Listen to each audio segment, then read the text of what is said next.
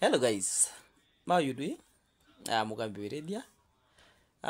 Kidogo ningetaka tusungumze kidogo. Pole pole kidogo tusungumze. Kama wa Kenya. Kwa kweli hii Kenya ni yetu na ni yetu sisi wote. Ni vizuri tuitunze.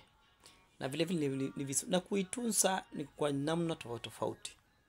Kuitunza ni kuhakikisha kwamba viongozi ambao tunapatia nafasi wanawajibika katika shughuli ambazo wanafaa kuzifanya kama viongozi kwa niaba yetu sisi kama Wakenya. Hilo ni la kwanza.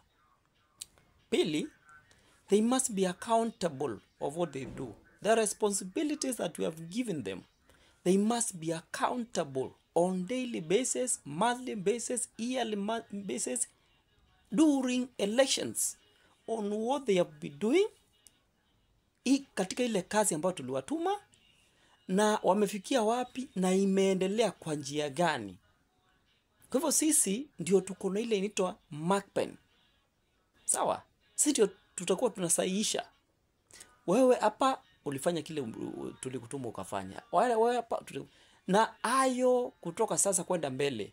Ningeomba sisi kama Wakenya, sisi kama Gen Z tuhakikisha kwamba kwa sasa tumeweka hiyo culture ya kuhakikisha kwamba kiongozi ikiwa hautafanya kile ambacho ulitumwa kukifanya, wewe hauna maana mbele ya watu tena, hauna maana mbele yetu sisi kama Wakenya tena, na tutakuwa na nafasi ya kusema kwamba wewe unafaa kuondoka na uende nyumbani ama ukafanya ile kazi ulikuwa unafanya.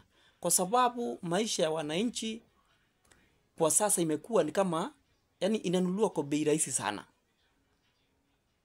Kijana tu ama mtu anaweza kuja tu hapo atetee haki yake na hafe kwa sababu ya kutetea haki yake. Umemfinyilia, ile kupiga nduru ni kifo. Can you imagine?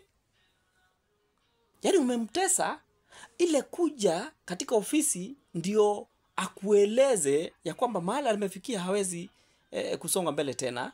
Hiyo inakuwa shida yake sasa, kifungo, inakuwa abduction. Kwa hivyo sisi kama Wakenya, hayo mambo lazima yakome. Lazima tuwe na nchi ambayo iko na sanity. Lazima tuwe na nchi ambayo iko na viongozi ambao wanawajibika katika nafasi ambazo tumewapatia. Kutoka rais mpaka yule ako chini pale kwa MCAs. Hauwezi kuja ukae na uenjoy pesa ya wananchi ya kutembea na magari, ya kwenda kwa hoteli, ya security, ya nini, lakini mwananchi yule ambaye alikupatia nafasi yeye anaishi katika maisha ya uchochole.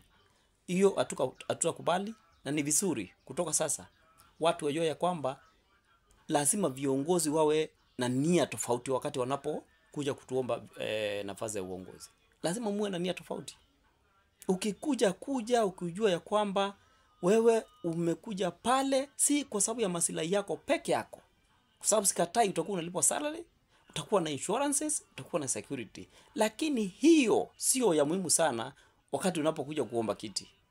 Omba kiti kwa sababu unajua kuna shinda wananchi wanapitia hapa. Na ni wewe peke yake pengine uko na solution ya kufanya nini? Ya kusuluhisha. Kwa hivyo lazima ukuje na wazo kama hilo. Si pesa. Hakuna mahali pesa itakupeleka, na hata nimwambie nyinyi wale ambao wanataka kuingia katika hii game. Tafadhali pesa itakupeleka mahali popote. Haitakupeleka.